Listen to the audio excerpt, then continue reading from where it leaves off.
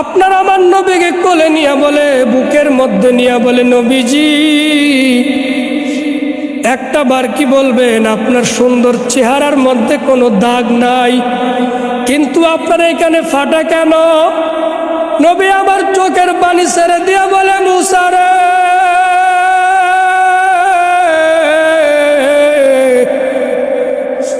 আমি আল্লাহর বাড়িতে বেড়াইতে আসার 1 মাস আগে তায়েফে গেছিলাম রে মুসা। তায়েফের ছেলেরা আমার এইভাবে মারল রে মুসা। আমি তায়েফের ছেলেদের কাছে যখন দিনের দাওয়াত নিয়ে গেলাম, তায়েফের একটা ছেলে আমার এইখানে ঘুষি দিয়ে আমার ঠোঁটটা ফাটায় দিছে, আরেকটা ছেলে দৌড় দিয়ে আসি আমারে বল্লম দিয়া পিঠের মধ্যে কোপ দিছে। ও মুসা,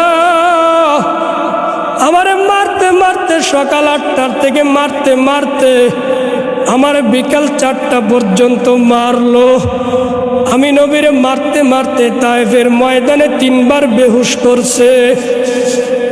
এরপরে জিবরাইল আসি আমারে বকুলে নিয়ে বলে, নবীজি একটা বার শুধু বলেন, এই জাবালে তায়েফের মধ্য দিয়া চাপা দিয়া তায়েফের বাসীকে শেষ করে দিব। নবী আমার বলে, জিবরাইল রে, মারা লাগবে না, কারণ এরা তো আমার উম্মত। আল্লাহুম্মা গফিরলি কওমি ফাইন্নাহুম লা ইয়ালামুন। এরা আমার উম্মত, এরা আমার চিনে না, এই জন্য আমারে মারতাছে।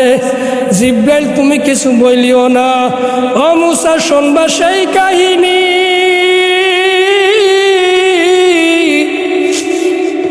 আমারে মারতে মারতে প্রায় আধা ঘন্টা পর্যন্ত আমারে গলায় গামছা লাগায় টানতে টানতে 1/2 কিলোমিটার লয়ে গেছে।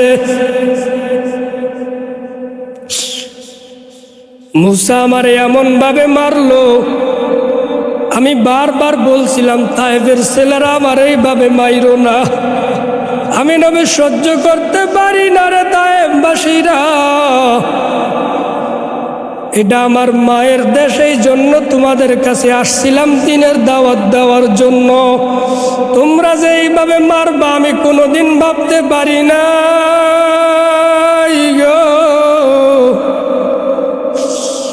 আমার নবীকে মারতে মারতে বাবা পুরা রক্তে আমার নবীর গালটা ভিজিয়া গেছে, নবীর জুতা মুবারক রক্তে আটকায়া গেছে। আপনাদের জানা আছে, বৃষ্টির মতো আমার নবীর পাথরের আঘাত। এখনো পর্যন্ত যেইখানে নবীকে প্রথম মারা শুরু করছে, ওইখানে এখনো পর্যন্ত একটা আল্লাহর 99টা নামের একটা ফলক আছে। কারণ এইখানে আমার নবী বারবার আল্লাহর 99টা নাম ধরিয়া ডাকছিল, মালিক তোমার কোন নামটা ধরিয়া ডাক দিলে তুমি আমার এই